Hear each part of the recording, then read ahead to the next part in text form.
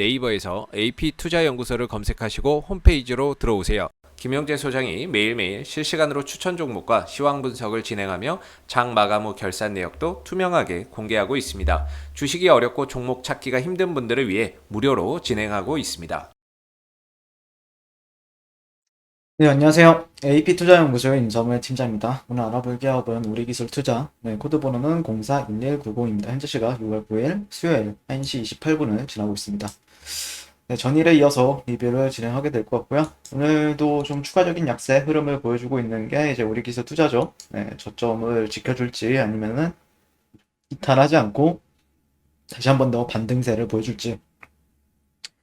근데 요즘에 유난히 뭐 이제 찌라시라든지 이제 텔레그램 같은 데 보면은 상당히 찌라시도 많고, 그 다음에 이제 뭐 인플레이션 우려감 아니면은 또 금리를 인상한다라는 소문, 인상한다라는 이슈, 그런 부분들이 계속해서 좀 영향을 미치고 있고요. 실제 비트코인을 네이버에서 치게 되면은 뉴스 같은 경우에는 뭐 폭락 장치가 끝났나 이런 뉴스들도 상당히 많아요. 네. 당연히 주가가 내려가니까 업비트 같은 경우에는 이제 거래 대금이 줄어들 수밖에 없다라고 생각을 하고 있고, 실제 이제 뭐 네미라는 코인 같은 경우에는 마이너스 73% 고점 대비, 그리고 거의 다 대부분 반토막이 났다라고 보시면 돼요. 그러니까 좀 잘 버틴 애들은 반토막이고, 조금 알트코인들 중에서도 조금 시가총액이 좀 낮은 종목들은 한 70에서 80%가 기본이죠. 근데 그럼에도 불구하고 올라간 거에 비해서는 지금도 많이 올라와 있는 상태이고, 그렇기 때문에. 근데 이제 정말 많은 사람들이 물렸다라는 거는 이제 맞는 거죠. 어떻게 보면은 우리나라 사람들 전 세계적으로도 많이들 물려 있을 거다라고 저는 생각을 합니다. 네. 그래서 뭐 전 인류가 함께 견뎌내는 이 폭락장, 코인 폭락장을 견뎌내고 있다라고 보시면 될 것 같은데, 저는 개인적으로는 제가 이제 뭐 이렇게 그렇게 뭐 코인들이 하락을 하든 조정을 받든 그렇게 막 부정적으로 보진 않아요.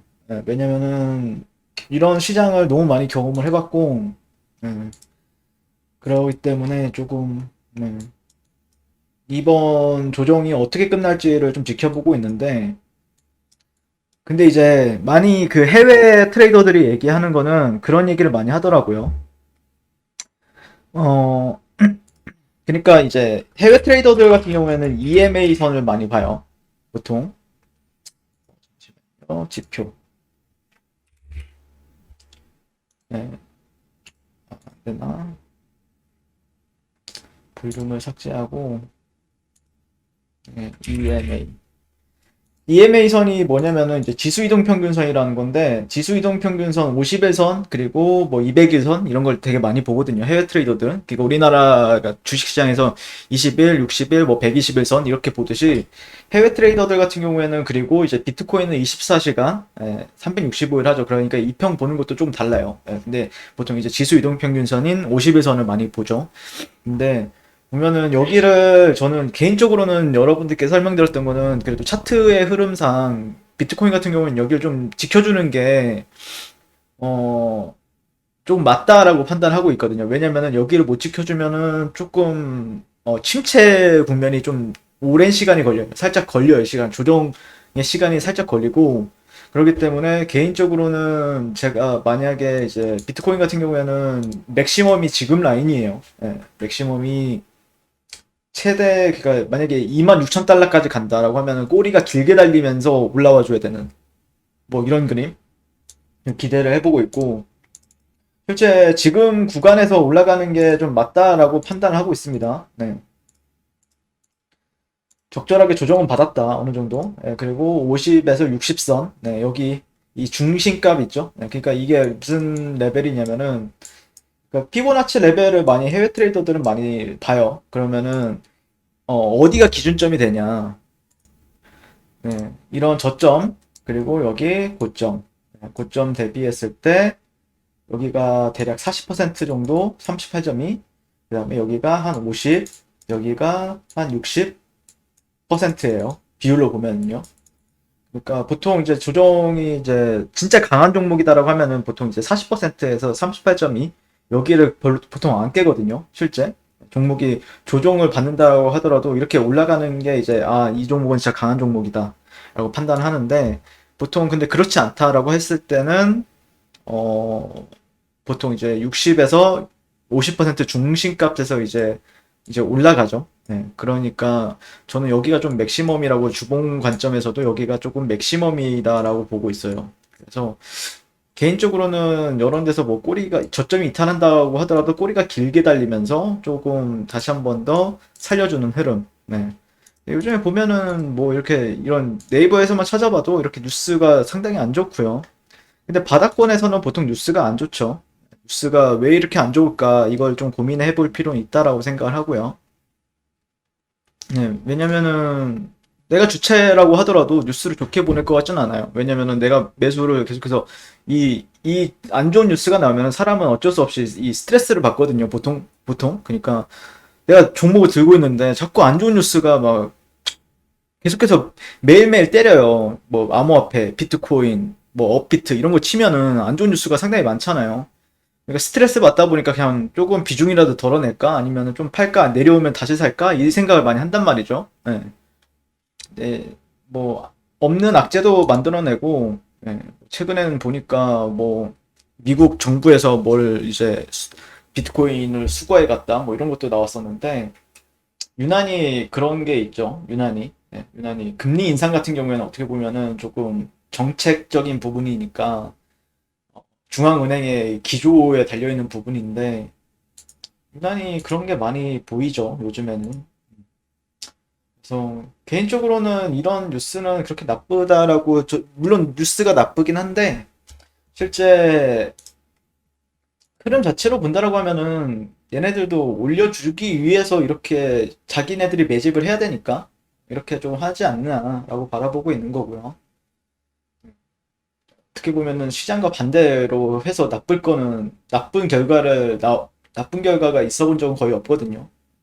그러니까 시장에서 언론에서 주장하는 거, 네, 언론에서 주장하는 거와 반대로 해서는 뭐 조금 나쁠 때도 어떻게 해석하느냐에 따라서 나빠질 때도 있긴 한데 대부분 좀 적절하게 조정을 마치고 올라가는 흐름을 보여주니까 많이 힘들 거라고 생각합니다. 들고 있는 사람들 입장에서는요.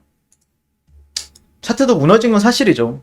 추세가 많이 무너졌다라고. 근데 무너진 건 사실 이때부터 무너졌고 20에선 이탈하면 그때부터는 기술적 반등으로 치거든요.